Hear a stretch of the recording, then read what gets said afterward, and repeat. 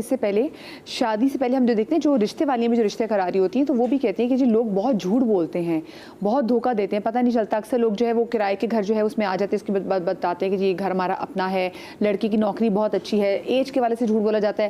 ایک تو اب یہ چیز بھی آ گئی جو فلٹرز والی پکچرز ہوتی ہیں, پہلے تو آپ جا کے ذرا ان پرسن دیکھ لیتے تھے, اب فلٹرز والی پکچرز میں آپ ان کو دیکھ رہے ہوتے ہیں تو وہ بھی.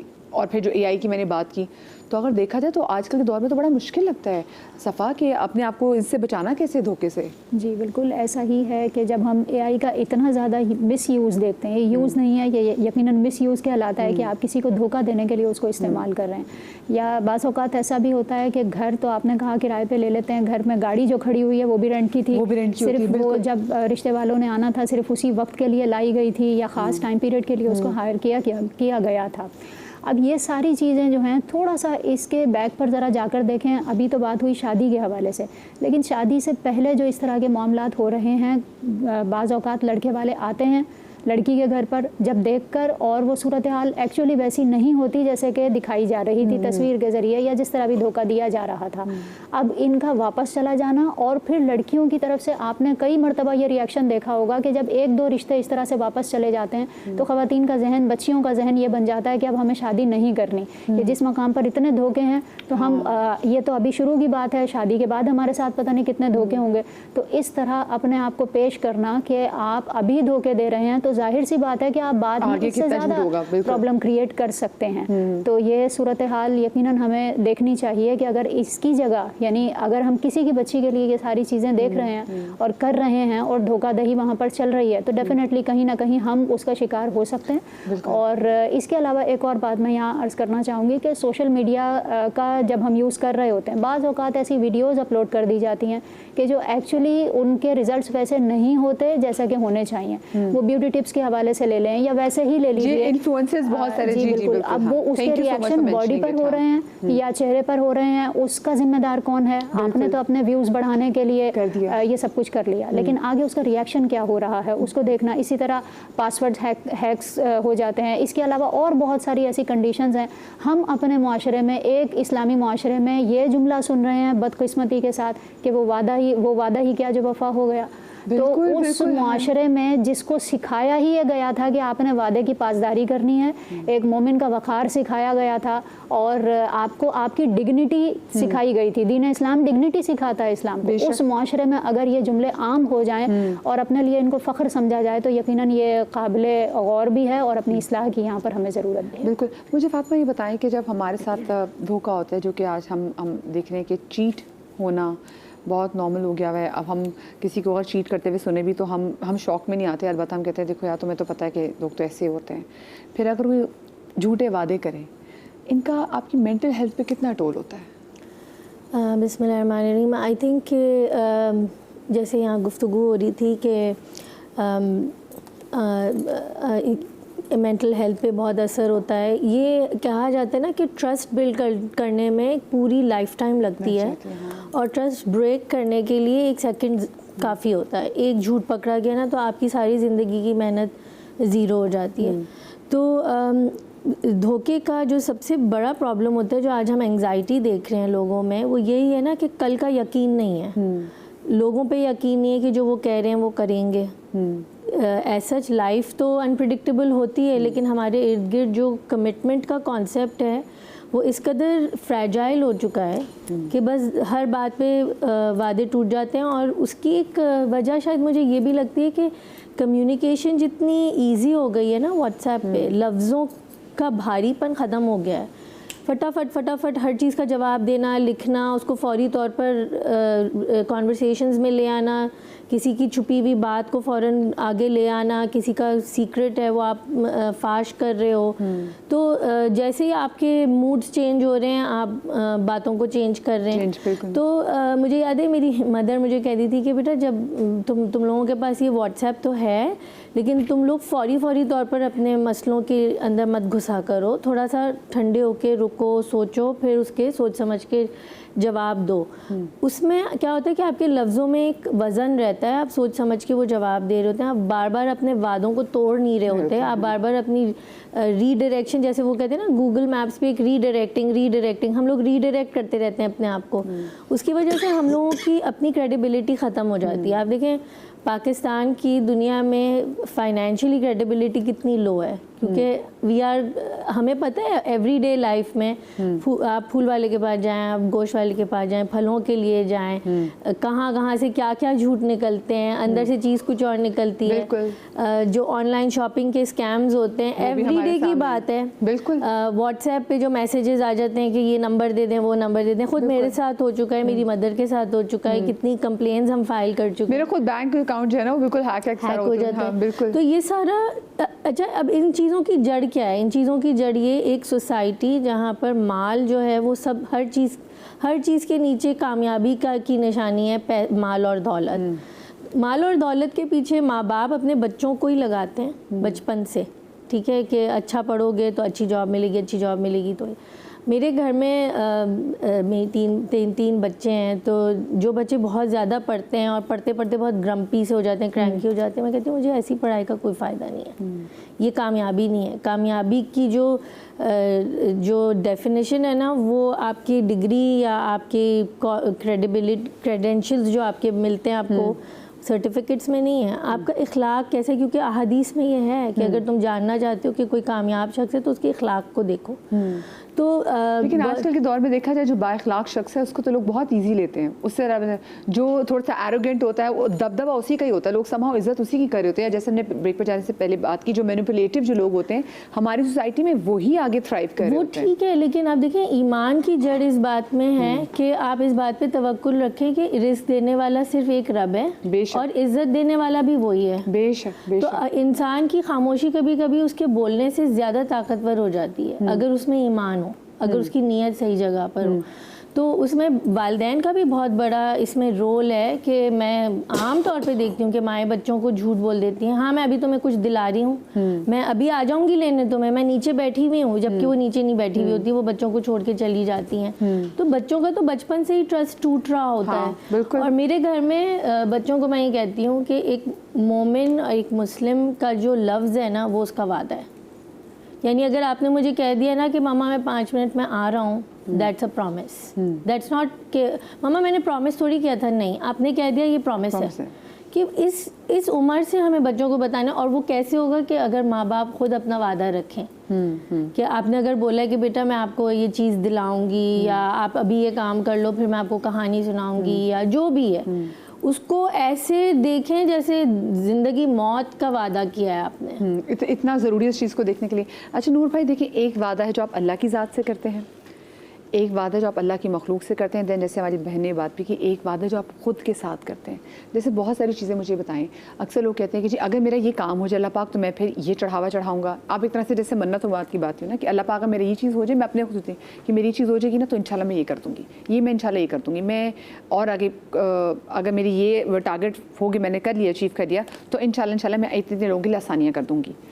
اگر آپ وہ نہیں کرتے تو پھر اس کا کفارہ کیا ہوگا, میں آپ سوچوں گی. لیکن کالر ہمارے ساتھ ہیں, ان کا بھی سوال ایڈ کر لیتی ہوں. میمونہ ہمارے ساتھ ہے ڈی جی خان سے. السلام علیکم. جی وعلیکم السلام, آپ ٹھیک ہیں؟ بالکل ٹھیک, اللہ کا شکر. میمونہ کیا پوچھنا چاہیں گی؟ آپ مجھے بہت اچھی لگتی ہے, میں آپ کو تو ڈیلی دیکھتی ہوں. بہت شکریہ میمونہ. میری جان آپ کا سوال کیا ہے؟ سوال یہ ہے کہ جیسے قضا نے دھوکہ دیا تھا تو پھر میں نے تو معاف کر دیا تھا, معاف کر دینا چاہیے تھا. کس نے کیا دیا تھا, سوری؟ ہیلو جی میمونہ شروع سے بتائیے گا. جیسے نا قضا نے دھوکہ دیا تھا مجھے. اچھا. تو پھر جیسے مجھے پتہ چل گیا تھا نا کافی عرصے کے بعد, تو پھر مجھے بہت زیادہ افسوس ہوا تھا. میں نے کہا وہ میرے گھر ہفتے میں نا 4 دفعہ 5 دفعہ آتی تھی, میں اتنی خدمت کرتی تھی بہت زیادہ, اسے گفٹ دیتی تھی, اینیورسری وش کرتی تھی, اس کو برتھ ڈے وش کرتی تھی. اور جیسے میں نماز پڑھ کے اٹھی نا تو پھر ایک دم سے ان کے سامنے آ گئی نا, تو پھر اور وہ دن اور وہ آج کا دن پھر بھی اگین سے ملتی ہوں, جیسے میں نے جن سے معاف کر دیا تھا سب کو ہی معاف کر دینا چاہیے. مجھے لگتا ہے زندگی کا تو نہیں ہے. آپ نے معاف کیا ہے اسے؟ ہاں جی, دل سے کر دیا تھا, اگین بھی کروں گی. अब लोग ऐसे बचपन से कोई भी मुझसे मोहब्बत नहीं करता। मैंने सबको माफ़ी किया था बचपन से ही आज तक। अच्छा मैमूना मेरी जान, मुझे बताएं कि वो जो आपके कज़न थे, क्या उन्होंने आपसे कोई वादा कोई शादी का किया था? नहीं कज़न वो लड़की थी। अच्छा लड़की थी, अच्छा लड़की थी, ठीक है। अच्छा okay, husband, okay okay life नहीं बता सकती बस जैसे। ओके समझ आ गई, ठीक है I am so sorry. Manur भाई ये देखें, इनकी कज़न इनसे बहुत अटैच थी और उसके बाद वो कहती मेरी एनिवर्सरी वाले भी सारे गिफ्ट वगैरह, मतलब जो बात समझ में, जो बात समझ आई वो ये थी कि उस फीमेल कज़न ने इनके साथ धोखा किया हस्बैंड को चढ़ा के। देखिए मसला ये होता है कि आप तालीमात से दूर हैं। जो बात अखलाक की चल रही थी ना, अखलाक में मुस्कुरा के बोलना नहीं पहली बात थी।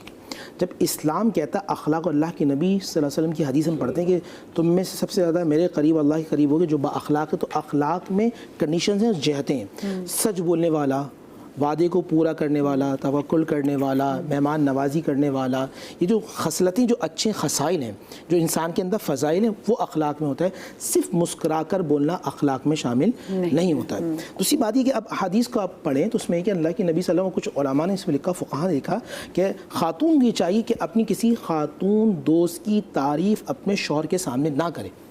ये सख्ती से मना किया गया। फ़ुक़हा ने इस पर बहुत कलाम किया, यानी कि जो बड़े बुजुर्ग मना करते थे वो उसकी रीज़न, बिल्कुल रीज़न है। आप अपने दोस्त की मोहब्बत, अपने कज़न की मोहब्बत आप अपने शौहर के दिल में ख़ुद डाल रही हैं, तो इस्लाम ने इन चीज़ों को मना किया। दूसरी बात ये कि आपकी दोस्ती की हुदूद, बाउंड्रीज़ अल्लाह और उसके रसूल सल्लल्लाहु अलैहि वसल्लम ने तय की हुई है।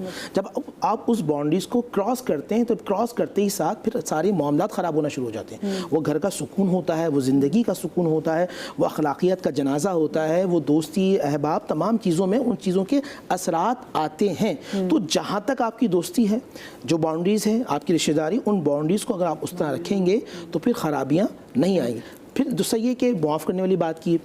अब ये कि मैं इनसे कहूँगा वल्काज़िमीनल गैज़ वलआफ़ीना अनिन्नास वल्लाहु युहिब्बुल मुहसिनीन, गुस्सा पी जाने वाले, लोगों को मुआफ़ कर देने वाले, वल्लाहु युहिब्बुल मुहसिनीन, अल्लाह ताला ऐसों से मोहब्बत करता है। पहली बात तो ये है कि आज के बाद जितनी मेरी बहनें प्रोग्राम देख रही हैं, आप अपनी दोस्त और जो आपकी रिश्तेदार कोई क्यों भी हों, आप उनसे एक फ़ासला रखें। कि जब आप वो मौजूद हो तो आप अपने शौहर के सामने उनकी तारीफ़ें बिल्कुल नहीं करिएगा, ताकि कभी भी ख़राबियाँ ना हो। सेकंड बात ये जो आपने सवाल किया था, ये बिल्कुल ऐसा ही है। हमने अल्लाह से वादा किया, एक हमने रसूलुल्लाह सल्लल्लाहु अलैहि वसल्लम से वादा किया, एक वादा हमने लोगों से किया है, एक वादा हमें अपनी ज़ात से किया है। तमाम वादे, और जो वादों को पूरा करता है, जो अहद को पूरा करता है, वह अल्लाह उसके रसूल सल्लल्लाहु अलैहि वसल्लम के नज़दीक कामयाब हो जाता है। और बिलखुसूस तौर पे जो रसूलुल्लाह सल्लल्लाहु अलैहि वसल्लम की ज़ात अक़दस की सीरत पर चलने वाला बन जाता है। ये पूरी कायनात अल्लाह से मोहब्बत करती है, और जो रसूलुल्लाह सल्लल्लाहु अलैहि वसल्लम के अक्स को और सीरत पर चलने वाला बन जाए, अल्लाह उससे दोस्ती कर लेता है। कुल इन कुंतुम तुहिब्बूनल्लाह युहिब्बुकुम, कुल इन कुंतुम तुहिब्बून, ए हबीब आप इन सब से कह दें अगर मुझसे मोहब्बत करना है फत्तबिऊनी, आपकी इत्तबा, जब आपकी इत्तबा युहिब्बुकुमुल्लाह, मैं इनका दोस्त बन जाऊंगा। ये पहले मेरे पास आना चाहते थे, मैं इनके पास आ जाऊंगा। अच्छा कॉलर हमारे साथ मौजूद है फरजाना। अस्सलाम वालेकुम जी। हेलो अस्सलाम वालेकुम। वालेकुम अस्सलाम फरजाना, क्या पूछना चाहोगे?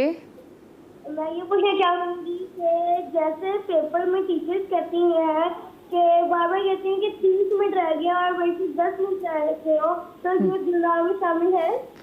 कितना प्यारा सवाल किया, बात बिल्कुल सही है। वो जो टीचर्स कहते हैं कि 3 मिनट रह गए लेकिन होते 10 मिनट हैं, तो बताएं ना अलामा साहब। बिल्कुल, ये बेटा ये भी एक धोखे की एक किस्म है कि बच्चे से कहा जाए कि 3 मिनट रह गए और 10 मिनट होते हैं, और अक्सर ये होता है, और टीचर्स जो है वो सर पे खड़े हो जाते हैं, फोर्स करते हैं, और बच्चा कंफ्यूज भी हो जाता है, तो ये धोखे में शामिल है। मौल्लिम ऐसा शोबा है कि मौल्लिम को तो कभी ऐसा बिहेव करना ही नहीं चाहिए। दूसरी चीज़ ये जो हमारी बच्ची ने माशाल्लाह से, इस बच्ची के सवाल से मुझे ऐसा महसूस हुआ कि माशरे के हम बच्चे भी अब इतने यानी समझदार हो गए हैं कि वो इस बात को समझ रहे हैं कि हम जब इम्तिहान देने जाते हैं और टीचर जो कहती हैं 3 मिनट, तो ये अवेयरनेस है बच्चों में, बहुत बिल्कुल ये धोखाधही में शामिल हो जाता है। और दूसरी चीज़ मैं आपके तवस्सुत से एक चीज़ ज़रूर मैसेज दूंगा कि जैसे कि हम کوئی کام نہیں ہو رہا ہوتا اور کہہ دیتے ہیں کہ ہم یہ چیز جو ہے اللہ کی راہ میں دیں گے، یا کوئی منت مان لیتے ہیں، ٹھیک ہے نا، منت ماننے کے بعد اس کو ہم عہد کو پورا نہیں کرتے، اس منت کو، اس میں خواتین کا بہت زیادہ کنٹریبیوشن ہوتا ہے، کیونکہ منتیں بہت مانگتی ہیں، منتیں ماننے میں خواتین جو ہیں ہمارے اس معاشرے میں سب سے آگے نظر آتی ہیں، ٹھیک ہے نا، اور وہ منت ایسی مان لیتی ہیں، وہ یہ نہیں سوچتی ہیں، جذبات میں آ کے ہمارے پاس روزانہ یہی ٹیلی فون آتے ہیں کہ مولانا میں نے تو یہ منت مانی تھی، اب میں اس کو کیسے ادا کروں، میرے پاس اتنے ذرائع نہیں ہیں کہ میں یہ منت پوری کروں۔ تو منت جو ہوتی ہے وہ اللہ سے عہد و پیما ہوتا ہے کہ میں نے، یعنی ایک ایسا شعبہ ہے کہ آپ نے منت مان لی کہ میرا یہ کام ہوگا تو میں یہ چیز جو ہے کروں گی، اور اس کے بعد جب وہ کام تو ہو جاتا ہے، یقیناً اللہ کرنے والا ہے، آپ اس میں اہل بیت کا وسیلہ دیتے ہیں، اصحاب کا وسیلہ دیتے ہیں، جو بھی منت مان لیتے ہیں، اور اس کے بعد یہ ہوتا ہے کہ وہ منت نہیں پوری کر پاتے۔ یہ ایک اب اس بہت کا بڑا کفارہ کیا دینا ہے، اب اس کا یہ بتائیں، دیکھیں، تو مجھے بریک پہ جانا ہے۔ کفارہ تو پہلی تو چیز یہ ہے کہ منت کو ادائیگی آپ پر واجب ہو جاتی ہے۔ اب جب آپ اس منت کو پورا نہیں کرتی، سب سے پہلے تو یہ گناہ کبیرہ کے زمرے میں آ گیا کہ آپ نے دنیا میں تو آپ نے عہد توڑا، تو چلیں آپ اللہ سے وعدہ کر کے اور اللہ سے وعدہ خلافی کر رہی ہیں۔ پہلے تو یہ اس کے گناہ کا کوئی تعین آج تک کوئی عالم یا فقی مجتہد کر ہی نہیں سکتا۔ دوسری چیز یہ ہے کہ اس کا کفارہ یہی ہوگا کہ آپ نے اللہ سے دھوکہ دہی کی۔